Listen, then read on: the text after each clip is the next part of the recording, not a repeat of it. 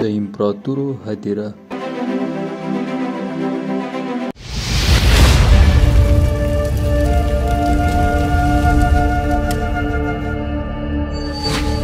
آیا تاسو چمتو یاست موضوع او خراسان د منځه وړو؟ دا الفاظ د هغه امپراتور دی چې په نیمه نړۍ حکومت کړ. افغانستان چې د امپراتورو هدیره ګڼل کیږي، د دې ځای د ولس سره غرونو هم د یرغلګرو په خلاف توند او قوي دریځ خپل کړی. هغه که تر رسالت د مخه د سکندر په وړاندې مبارزه او که تر رسالت وروسته د انګریز، روس او امریکا په خلاف مبارزه. افغانستان چونکې د اسیا په منځ کې دی او د نړۍ په سطحه خورا ډیر او لوړ غرونه لري. د څېړونکو په ټکو همدا غرونه د دې لامل ګرځېدلي چې افغانستان د زبر ځواکونو د بریدونو څخه ژغوري. په افغانستان تر رسالت د مخه هم ګڼ شمېر بریدونه شوي، خو دلته موږ هڅه کوو چې د سکندر اعظم په بریدونو باندې روښنایي واچوو. الکساندر یا سکندر اعظم. الکساندر چې تر نیمایي نړۍ هم په زیاتې نړۍ حکومت کولو، د ده دا مبارزه هغه وخت شروع شوه کله چې د ده پلار انکوس د دې نړۍ څخه سترګې پټې کړې.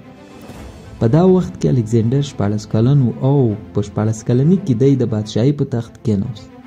د خپل استاد ارسطو د ځان لومړی مرستیال وټاکی او د همدې ورځ څخه یې د نړۍ په نیولو پیل وکړ. د ده په مخ کې راتلونکي هر هېواد او سلطنت د منځه تلل.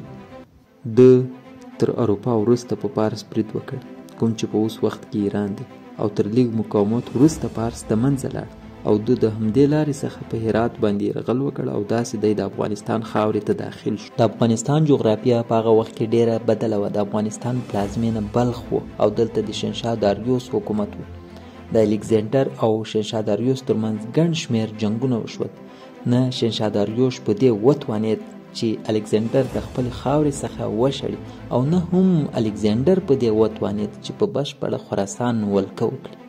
هغه جګړې چې الکساندر په 100 ورځو کې ګټلې، خو دغه جګړه په افغانستان کې کلونو ته ورسېده، خو اخر هم الکساندر په دې وتوانېد چې په 331 BC کې داریوس ته شکست ورکړي او همداسې د بغامنشي سلطنت د الکساندر لاس ته ولوېد او په بشپړه خراسان یې ولکه وکړ. خو تاریخ ګواه دی چې افغانستان ته ننوتل اسان، حکومت او ولکه ورباندې کول خورا ګران.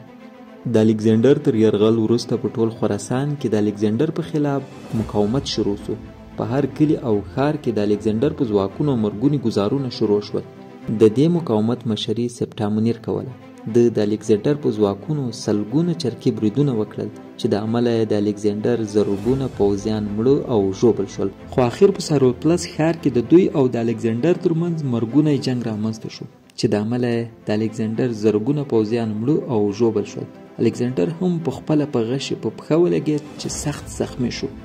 مقاومتیانو د الکساندر د زخمی حالت څخه په استفادې ګڼ شمېر ښارونه او کلي د الکساندر څخه ونیول. د الکساندر یو خط چې نن ورځ هم د یونان په میوزیم کې پروت دی، هغه دا و چې مورې تا یو سکندر اعظم زیږولی، خو دلته هر وګړی سکندر اعظم دی. دا خط د خپلې مور د هغه خط په ځواب کې ولیک، په کوم کې چې لیکل شوي و چې دا څنګه جګړه ده چې تر اروپا او پاریس هم زیات وخت ونیو. د الکساندر د شکست ورځې د هغه وخت څخه شروع شوې کله چې د ده پوځ او د افغان مقاومتیانو ترمنځ په سمرقند کې خونړۍ نښته وشوه او په دې نښته کې د الکساندر 3 غټ چکپوړي جنرالان هم ووژل شول. الکساندر پریکړه وکړه چې نور د دې وخت را رسېدلی چې د خراسان څخه پښې سپکې او د هند په لور حرکت وکړي او دلته په خراسان کې پلان بي په کار واچوي. خو د افغانستان دلدل د ده پښې پرې نه ښودې. د انخلا لپاره د یونان څخه 2000 تازه دمې پوځیان راوغوښتل تر څو له دې او پاتې ځواکونو څخه په استفاده هند لاندې کړي. د ده دغه 2000 عسکرو په خراسان کې سر وخوړل. د دې وروسته د پلان بي په کار واچو. پلان بي د جګړې د لارې نه بلکې د دوستي د لارې په خراسان ولکه کول او د ده دا پلان بریالی شو. د دې وروسته د په هند برید وکړ او په هند کې راجا بوریس مړ او په بشپړه هند ولکه وکړه. تاریخ لیکي چې څومره مقاومت په خراسان کې د الکساندر په وړاندې وشو، دومره مقاومت د الکساندر په خلاف په ټوله نړۍ کې نه وشوه. محترمو، دا و زموږ نننۍ خپرونه. پر روانه خپرونه کې به چنګیز خان، روس او امریکا څېړو. چینل در سره سبسکرایب کړئ او ویډیو هم در سره لایک کړئ.